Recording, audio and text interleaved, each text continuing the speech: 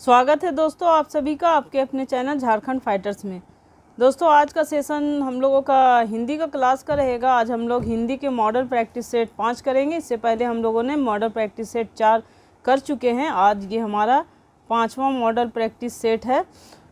हमारे चैनल पे जो भी नए व्यूवर्स जुड़े हैं वो हमारे चैनल को सब्सक्राइब कर देंगे। और इससे पहले का आपको वीडियो देखना है तो आप लोग मॉडल प्रैक्टिस सेट भी देख सकते हैं, प्लेलिस्ट में जाकर देख सकते हैं 4 तक। और इससे संबंधित जितने भी पार्ट हैं उसको भी हमने पढ़ाया है। गद्य हो पद हो और उसका महामैराथन क्लास चला है, उसमें हम लोगों ने सभी पद के भावार्थ को समझाया है। और फिर दूसरे महामैराथन क्लास में हमने उसका जो महत्वपूर्ण MCQ क्वेश्चन है उसको भी पार्ट वाइज करवाया है। तो आप लोग जो नहीं देखें हैं वो जाकर वहाँ प्लेलिस्ट में देख सकते हैं। और ज़्यादा से ज़्यादा दोस्तों में भी शेयर करें और सेशन आप लोगों को अच्छा लगे तो इसे लाइक ज़रूर करें। चलिए हम लोग शुरू करते हैं प्रश्नों को। आपका प्रश्न है दोस्तों, सूरदास के पदों पर सर्वाधिक प्रभाव किसका है? आपका उत्तर होगा दोस्तों ऑप्शन बी विद्यापति। अगला प्रश्न है, सूरदास के पद भ्रमर गीत में उद्धव डैश थे। आपका उत्तर होगा दोस्तों ऑप्शन ए ज्ञानी। अगला प्रश्न है, भ्रमर गीत पाठ के आधार पर उद्धव का कृष्ण से क्या संबंध है? तो इसका आंसर हो जाएगा दोस्तों ऑप्शन ए मित्र। उद्धव जो है वो कृष्ण के मित्र हैं। अगला प्रश्न है, तुलसीदास का निधन किस वर्ष हुआ था? तो तुलसीदास का निधन दोस्तों हुआ था 1623 ईस्वी में। ऑप्शन सी आपका आंसर हो जाएगा ऑप्शन सी 1623 ईस्वी में। अगला प्रश्न है, रामचरितमानस में कितने सर्ग यानी कांड है? तो आपका उत्तर होगा दोस्तों 7 कांड है, ऑप्शन सी। अगला प्रश्न है, राम लक्ष्मण परशुराम संवाद की भाषा कौन सी है? तो आपका उत्तर होगा दोस्तों ऑप्शन सी अवधी भाषा। आपका उत्तर होगा ऑप्शन सी अवधी भाषा। अगला प्रश्न है, रीतिकालीन कवि देव का निधन कब हुआ? उत्तर होगा ऑप्शन डी 1767 ईस्वी। अगला प्रश्न है, डार तुम पलना बिछौना नौ पल्लव के सुमन झिंगुला सोहे तन छवि भारी है। उपरोक्त पंक्तियों के रचनाकार कौन है? आपका उत्तर होगा ऑप्शन ए देव। अगला प्रश्न है, रीतिकालीन कवि देव का जन्म कहाँ हुआ था? आपका उत्तर होगा दोस्तों ऑप्शन बी उत्तर प्रदेश। अगला प्रश्न है, जयशंकर प्रसाद का जन्म कब हुआ था? आपका उत्तर होगा ऑप्शन सी 1889। अगला प्रश्न, आत्मकथ्य कविता के आधार पर जाग गया और भाग गया में कौन सी शैली का प्रयोग किया गया है?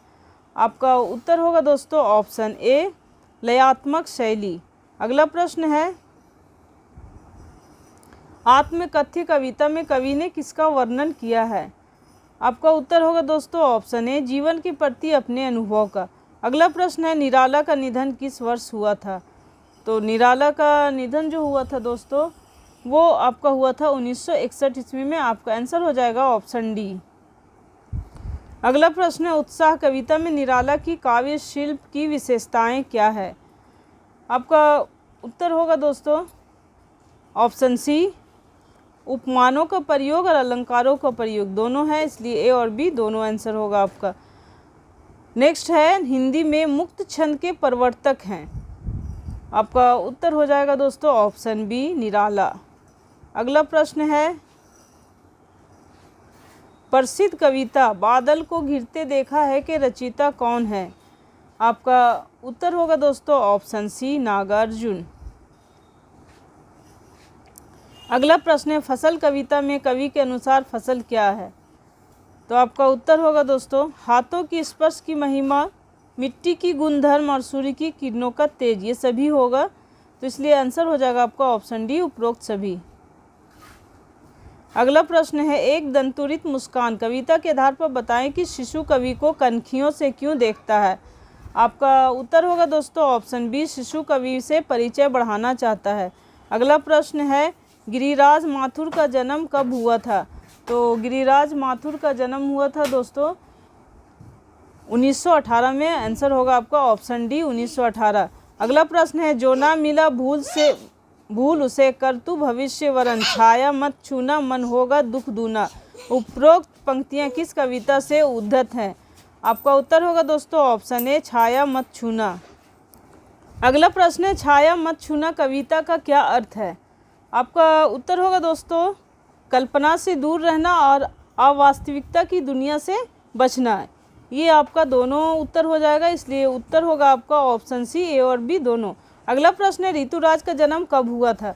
तो ऋतुराज का जन्म हुआ था दोस्तों ऑप्शन सी 1940 ईस्वी में। अगला प्रश्न है कितना प्रामाणिक था उसका दुख लड़की को दान में देते वक्त जैसे वही उसकी अंतिम पूंजी हो। उपरोक्त पंक्तियाँ किस कविता से ली गई हैं।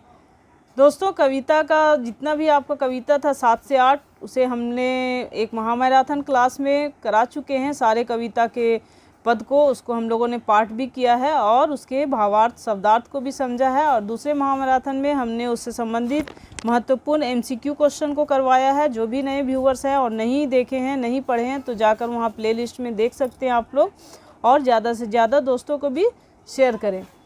तो आपका उत्तर हो जाएगा दोस्तों ऑप्शन सी कन्यादान। अगला प्रश्न है कन्यादान कविता में कवि ने भोली और सरल विशेषण का प्रयोग किसके लिए किया है। तो आपका उत्तर होगा दोस्तों ऑप्शन ए नवविवाहिता लड़की के लिए। आपका आंसर हो जाएगा ऑप्शन ए। अगला प्रश्न होगा मंगलेश डबराल का जन्म कब हुआ था। तो आपका उत्तर होगा दोस्तों ऑप्शन डी 1948। अगला प्रश्न है संगतकार कविता में ढाढ़स बंधाता शब्द का क्या अर्थ है। आपका उत्तर होगा दोस्तों ऑप्शन सी, ए और बी दोनों, यानी तसल्ली देना और संतावना देना, दोनों का अर्थ वही होता है ढाढ़स बंधाना। अगला प्रश्न है संगतकार कविता के आधार पर किस श्रेणी की प्रतिभा वाले कलाकार जल्दी ही संगतकार की भूमिका छोड़कर स्वतंत्र कार्यक्रम करने लगते हैं। आपका उत्तर होगा दोस्तों प्रथम श्रेणी ऑप्शन ए। अगला प्रश्न है नेताजी का चश्मा कहानी के आधार पर हालदार साहब जब दूसरी बार चौराहे से गुजरते हैं तो उसने मूर्ति को देखकर क्या कहा। आपका उत्तर होगा दोस्तों ऑप्शन बी, मूर्ति कपड़े नहीं बदल सकती लेकिन चश्मा तो बदल सकती है। अगला प्रश्न है स्वयं प्रकाश के कहानी संग्रह हैं। आपका उत्तर होगा दोस्तों सूरज कब निकलेगा, संधान, आएंगे अच्छे दिन भी, ये तीनों स्वयं प्रकाश के कहानी संग्रह, इसलिए आंसर होगा ऑप्शन डी उपरोक्त सभी। अगला प्रश्न है नेताजी का चश्मा कहानी में पान वाले पान पकड़े अपने हाथ को मुंह से कितने दूर रोककर हालदार साहब को ध्यान से देखा। आपका उत्तर होगा दोस्तों ऑप्शन बी 1.5 इंच। अगला प्रश्न है नेताजी का चश्मा कहानी में लेखक के अनुसार हालदार साहब कस्बे से गुजरते वक्त कहाँ उतरते थे। आपका उत्तर होगा दोस्तों ऑप्शन ए चौराहे पर। अगला प्रश्न है बाल गोविंद भगत पाठ में लेखक के अनुसार बेटे के मर जाने पर बाल गोविंद भगत क्या कर रहे थे। आपका उत्तर है दोस्तों ऑप्शन ए गाना गा रहे थे। अगला प्रश्न है बाल गोविंद भगत पाठ के आधार पर भगत का हर वर्ष कहाँ जाते थे। तो उत्तर है दोस्तों ऑप्शन ए गंगा स्नान करने। अगला प्रश्न है बाल गोविंद भगत पाठ के लेखक के अनुसार बाल गोविंद भगत प्रचलित कौन सी मान्यताओं को नहीं मानते थे। तो उत्तर होगा दोस्तों ऑप्शन बी सामाजिक। अगला प्रश्न है बाल गोविंद भगत पाठ के आधार पर किसकी संगीत पर बच्चे झूमते थे। आपका उत्तर होगा दोस्तों ऑप्शन बी बाल गोविंद भगत। अगला प्रश्न है लखनवी अंदाज पाठ के आधार पर अकेले सफ़र का वक्त काटने के लिए नवाब साहब ने क्या खरीदा। तो आपका उत्तर होगा दोस्तों ऑप्शन सी खीरा। अगला प्रश्न है लखनवी अंदाज पाठ के आधार पर किस स्टेशन के बेचने वाले खीरे के इस्तेमाल करने का तरीका जानते हैं। आपका उत्तर होगा दोस्तों ऑप्शन ए लखनऊ स्टेशन। अगला प्रश्न है लखनवी अंदाज पाठ के आधार पर लेखक ने यात्रा करने के लिए कितने खीरे खरीदे थे। आपका उत्तर होगा दोस्तों ऑप्शन बी 2।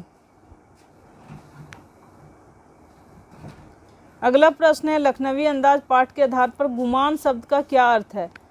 तो आपका उत्तर होगा दोस्तों ऑप्शन ए भ्रम। अगला प्रश्न है मानवीय करुणा की दिव्य चमक पाठ के आधार पर फादर बुल्के ने किस वर्ष राम कथा उत्पत्ति और विकास की रचना की थी। तो आपका उत्तर होगा दोस्तों ऑप्शन ए 1950। अगला प्रश्न है, मानवीय करुणा की दिव्य चमक पाठ में फादर बुल्के धरती में जा रहे हैं, इस धरती से ऐसे रत्न और पैदा हो, उपरोक्त कथन किसके द्वारा कहा गया है? आपका उत्तर होगा दोस्तों option A, rector father Pascal, option A. अगला प्रश्न है, मानवीय करुणा की दिव्य चमक पाठ के आधार पर फादर बुल्के सन्यासी बनने के लिए जब धर्मगुरु के पास गए तो बुल्के ने कौन सी एक शर्त रखी? उत्तर होगा दोस्तों ऑप्शन सी, मैं भारत जाऊंगा। अगला प्रश्न है, मानवीय करुणा की दिव्य चमक पाठ के आधार पर फादर बुल्के बहुत ही स्नेहशील और डैश व्यक्ति थे। उत्तर होगा करुणावान, ऑप्शन ए। अगला प्रश्न है, मन्नू भंडारी का जन्म कब हुआ? अगला प्रश्न है, मन्नू भंडारी का जन्म कब हुआ था? आपका उत्तर होगा दोस्तों ऑप्शन ए, 1931। अगला प्रश्न है, एक कहानी यह भी पाठ के आधार पर लेखिका ने बचपन में अपने भाइयों के साथ कौन से खेल खेले थे? तो आपका उत्तर होगा दोस्तों गिल्ली डंडा और पतंग उड़ाना दोनों, यानी ऑप्शन सी, ए और बी दोनों। अगला प्रश्न है, एक कहानी यह भी पाठ के आधार पर लेखिका की यादों का सिलसिला कहाँ से शुरू होता है? आपका उत्तर होगा दोस्तों अजमेर के ब्रह्मपुरी मोहल्ले से, ऑप्शन ए। अगला प्रश्न है, मन्नू भंडारी की कौन सी उपन्यास राजेंद्र यादव के साथ लिखा गया उपन्यास है? आपका उत्तर होगा दोस्तों ऑप्शन ए, 1 इंच मुस्कान। अगला प्रश्न है, महावीर प्रसाद द्विवेदी का जन्म कब हुआ था? आपका उत्तर होगा दोस्तों ऑप्शन सी, 1864। अगला प्रश्न है, स्त्री शिक्षा के विरोधी कुतर्कों का खंडन पाठ में पीयूष शब्द का क्या अर्थ है? आपका उत्तर होगा दोस्तों ऑप्शन ए, अमृत। अगला प्रश्न है, स्त्री शिक्षा विरोधी कुतर्कों का खंडन पाठ में गंवारों की भाषा में छोटा सा श्लोक कौन लिखती थी? आपका उत्तर होगा दोस्तों दुष्यंत, ऑप्शन बी। सॉरी दोस्तों, आपका उत्तर हो जाएगा ऑप्शन ए, शकुंतला। शकुंतला जो है वो छोटा सा श्लोक लिखती थी दुष्यंत के लिए। अगला प्रश्न है, स्त्री शिक्षा के विरोधी कुतर्कों का खंडन पाठ के आधार पर महाब्रह्म ज्ञानी राजा जनक की सुपुत्री कौन थी? आपका उत्तर होगा दोस्तों ऑप्शन सी, सीता। अगला प्रश्न है, यतीन्द्र मिश्र का जन्म कब हुआ था? उत्तर है दोस्तों ऑप्शन बी, 1977। अगला प्रश्न है, नौबत खाने में इबादत पाठ के आधार पर मामू मौसी से 2 पैसे लेकर कौन घंटों लाइन में लगकर फिल्म का टिकट लेता था? उत्तर होगा दोस्तों अमीरुद्दीन, ऑप्शन ए। अगला प्रश्न है, नौबत खाने में इबादत पाठ किसकी जीवनी पर आधारित है? आपका उत्तर होगा दोस्तों ऑप्शन ए, शहनाई वादक बिस्मिल्लाह खां। अगला प्रश्न है, बिस्मिल्लाह खां के दादा रसूल बख्श खां बिस्मिल्लाह खां को क्या कहकर पुकारते थे? उत्तर होगा दोस्तों ऑप्शन ए, शमसुद्दीन। अगला प्रश्न है, संस्कृति पाठ में भदंत आनंद कौशल्यायन का निम्नांकित में से किससे संबंधित मौलिक और अनुदित ग्रंथ है? आपका उत्तर होगा दोस्तों ऑप्शन ए, बौद्ध धर्म दर्शन। अगला प्रश्न है, संस्कृति पाठ में अनायास शब्द का क्या अर्थ है? तो आपका उत्तर होगा दोस्तों ऑप्शन सी, ए और बी दोनों, बिना प्रयास के आसानी से। अगला प्रश्न है, भदंत आनंद कौशल्यायन ने किसके माध्यम से देश विदेश में हिंदी भाषा के प्रचार प्रसार का महत्वपूर्ण कार्य किया? आपका उत्तर होगा दोस्तों ऑप्शन डी, उपरोक्त सभी, यानी हिंदी साहित्य सम्मेलन, प्रयाग और राष्ट्रभाषा प्रचार समिति और वर्धा, ये सभी हो जाएंगे। आपका आंसर होगा ऑप्शन डी, उपरोक्त सभी। अगला प्रश्न है, संस्कृति पाठ के आधार पर डबल रोटी के सूखे टुकड़े स्वयं न खाकर दूसरों को कौन खिलाया करता था? आपका उत्तर होगा दोस्तों ऑप्शन ए, लेनिन। माता का आंचल पाठ के आधार पर बताएं कि जब लेखक के पिताजी रामायण का पाठ पढ़ते तब वह क्या करते थे? आपका उत्तर होगा दोस्तों ऑप्शन बी, बगल में बैठे आईने में मुंह निहारा करते थे, ऑप्शन बी। अगला प्रश्न है, माता का आंचल पाठ के आधार पर बताएं कि लेखक कौन से मेले जाने वाले आदमियों को देखकर कूद कूद कर चिल्लाते हैं? आपका उत्तर होगा दोस्तों ऑप्शन ए, ददरा के मेले। अगला प्रश्न है, माता का आंचल पाठ के आधार पर बताएं कि नाटक का घर कहाँ बनता था? आपका उत्तर होगा दोस्तों ऑप्शन ए, चबूतरे के एक कोने पर। अगला प्रश्न है, जॉर्ज पच्चम की नाक। पाठ के आधार पर बताएं कि रानी एलिजाबेथ द्वितीय की नीले रंग के सूट बनवाने में कुल खर्च हुआ था। तो आपका उत्तर होगा दोस्तों ऑप्शन सी, करीब 400 पाउंड। अगला प्रश्न है, जॉर्ज पंचम की नाक। पाठ के आधार पर बताएं कि शहीद होने वाले बच्चों की मूर्तियां कहाँ स्थापित है। तो आपका उत्तर होगा दोस्तों ऑप्शन ए, बिहार सेक्रेटेरिएट सचिवालय के सामने। अगला प्रश्न है, कमलेश्वर प्रसाद सक्सेना ने किस पत्रिका का संपादन किया था। तो उन्होंने दोस्तों सारिका और दैनिक जागरण और दैनिक भास्कर तीनों का किया था, इसलिए उत्तर हो जाएगा आपका ऑप्शन डी, उपरोक्त सभी। अगला प्रश्न है, साना साना हाथ जोड़ी। पाठ के आधार पर बताएं कि सफ़ेद बौद्ध पताकाएं यानी झंडा किसका प्रतीक है। तो आपका उत्तर होगा दोस्तों ऑप्शन डी, शांति और अहिंसा। अगला प्रश्न है, साना साना हाथ जोड़ी। पाठ के आधार पर बताएं कि लायुंग बस्ती किस नदी के किनारे स्थित है। आपका उत्तर होगा दोस्तों तिस्ता नदी, ऑप्शन सी। अगला प्रश्न है, साना साना हाथ जोड़ी। पाठ के आधार पर बताएं कि प्रियुता निम्नांकित में से क्या है। उत्तर होगा दोस्तों ऑप्शन बी, एक फूल। अगला प्रश्न है, एही ठैया झुलनी है रानी हो रामा। पाठ के आधार पर बताएं कि टुन्नू किस त्यौहार के समय दुलारी के पास गया था। आपका उत्तर होगा दोस्तों होली, ऑप्शन ए। अगला प्रश्न है, एही ठैया झुलनी है रानी हो रामा। पाठ के आधार पर बताएं कि लोगों के मनोरंजन के साधन क्या थे। आपका उत्तर होगा दोस्तों ऑप्शन डी, उपरोक्त सभी, यानी कि मेले भी थे, हाट भी था और कीर्तन भी था। आंसर हो जाएगा ऑप्शन डी। अगला प्रश्न है, शिव प्रसाद मिश्र क्या थे। तो उत्तर होगा दोस्तों उपन्यासकार भी थे, व्यंग्यकार भी थे और चित्रकार भी थे। उत्तर हो जाएगा ऑप्शन डी, उपरोक्त सभी। अगला प्रश्न है, मैं क्यों लिखता हूँ आत्मपरक निबंध के लेखक कौन है। तो आपका उत्तर हो जाएगा दोस्तों ऑप्शन ए, सच्चिदानंद हीरानंद वात्स्यायन अगय। अगला प्रश्न है, मैं क्यों लिखता हूँ आत्मपरक निबंध के आधार पर बताएं कि सैनिकों को भारत की किस दिशा में मछलियाँ मारते देखा गया था। आपका उत्तर होगा दोस्तों ऑप्शन सी, पूर्वी दिशा। अगला प्रश्न है, मैं क्यों लिखता हूँ एक डैश निबंध है। आपका उत्तर होगा दोस्तों ऑप्शन ए, आत्मपरक। अगला प्रश्न है, भागीरथ प्रयत्न मुहावरे का अर्थ है। तो इसका उत्तर होगा दोस्तों ऑप्शन सी, असाधारण प्रयत्न। अगला प्रश्न है, अंगूठा दिखाना मुहावरे का सही अर्थ है। तो इसका उत्तर होगा दोस्तों ऑप्शन बी, इनकार करना। अगला प्रश्न है, निम्नांकित में से किस शब्द में कर्मधारय समास है। आपका उत्तर है दोस्तों ऑप्शन ए, महापुरुष। अगला प्रश्न है, प्रत्येक में कौन सा समास है। तो प्रत्येक में दोस्तों अवयवी भाव समास है। आंसर होगा ऑप्शन सी। अगला प्रश्न है, व्यक्ति की ईमानदारी से इसकी अच्छाई झलकती है, रेखांकित एवं तिरछे लिखे शब्द हैं। आपका उत्तर होगा दोस्तों ऑप्शन ए, भाववाचक संज्ञा। अगला प्रश्न है, गूंगे का गुण मुहावरे का अर्थ है। आपका उत्तर होगा दोस्तों ऑप्शन बी, अवर्णनीय आनंद। अगला प्रश्न है, बच्चा अचानक रो पड़ा, रेखांकित एवं तिरछे अक्षरों में छपे शब्द में कौन सा क्रिया विशेषण है। आपका उत्तर होगा दोस्तों ऑप्शन सी, रीतिवाचक। अगला प्रश्न है, समासिक पदों में निहित समास के विषय में अनुपयुक्त विकल्प है। अगला प्रश्न आपका उत्तर होगा दोस्तों ऑप्शन बी, मदमाता अपदान तत्पुरुष।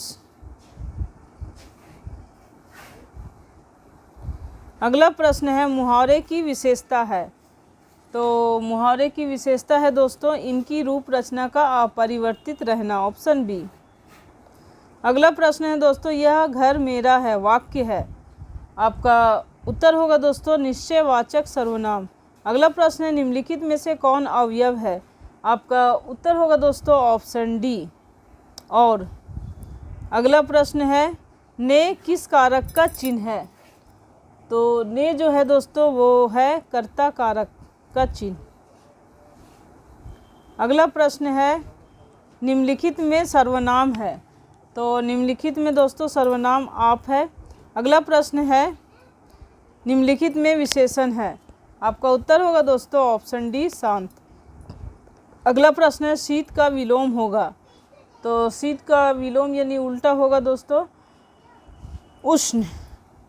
अगला प्रश्न है भीतर जाकर पढ़ो रेखांकित एवं तिरछे अक्षर में छपे शब्द कौन सा क्रिया विशेषण है।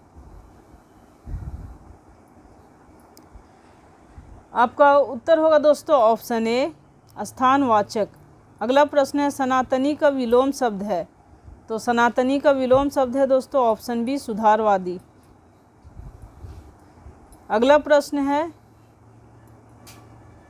राम श्याम से चतुर है, इस वाक्य में कौन सा कारक है। आपका उत्तर होगा दोस्तों ऑप्शन डी अपादान कारक। अगला प्रश्न है समान अर्थ बताने वाले शब्द क्या कहलाते हैं। आपका उत्तर होगा दोस्तों ऑप्शन ए विलोम शब्द। अगला प्रश्न है खटाई में पड़ना मुहावरे का अर्थ है, तो आपका उत्तर होगा दोस्तों झमेले में पड़ना ऑप्शन डी। अगला प्रश्न है सामान्य जीवन व्यवहार से संबंधित पत्र में शामिल होते हैं, तो आपका उत्तर होगा दोस्तों ऑप्शन डी उपरोक्त सभी, शुभकामना पत्र, निमंत्रण पत्र और शोक या संवेदना पत्र। अगला प्रश्न है नीलकमल में कौन सा समास है, तो नीलकमल में दोस्तों समास होता है कर्मधारय समास। अगला प्रश्न है लड़का दौड़ता है, इस वाक्य में लड़का किस संज्ञा का उदाहरण है, तो आपका उत्तर हो जाएगा दोस्तों ऑप्शन सी जातिवाचक। अगला प्रश्न है पत्र की सामग्री या कलेवर के बारे में सत्य कथन है।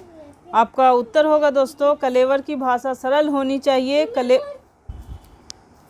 दूसरा है कलेवर बहुत विस्तृत नहीं होनी चाहिए, और सी में है पत्र में पुनरुक्ति नहीं होनी चाहिए। सभी हो जाएंगे, इसलिए उत्तर होगा ऑप्शन डी उपरोक्त सभी। अगला प्रश्न है मैं अपने आप चला जाऊंगा, इस वाक्य में कौन सा सर्वनाम है।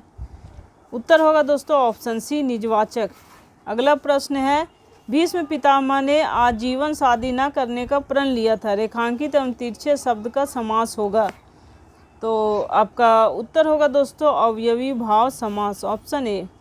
तो दोस्तों आज का सेशन यहीं पे समाप्त होता है, और हमारे चैनल पे जो भी नए व्यूअर्स हैं वो हमारे चैनल को सब्सक्राइब कर देंगे, और सेशन अच्छा लगे तो इसे लाइक ज़रूर करें और दोस्तों में भी शेयर करें। आप लोग के डिमांड पे ही दोस्तों मैं जल्द से जल्द सारा सेट ला रही हूँ आप लोगों के लिए। आपका एग्ज़ाम अच्छे से हो, तैयारी अच्छे से हो, इस सब को देखते हुए हम लोग थर्ड पेपर का भी क्लास करवा रहे हैं और आगे भी करवाते रहेंगे। और आप लोग का जो भी डिमांड रहे वो आप लोग कमेंट बॉक्स में जाके कमेंट कर सकते हैं, और हम लोग फिर मिलेंगे दोस्तों अगले सेशन में। तब तक के लिए धन्यवाद।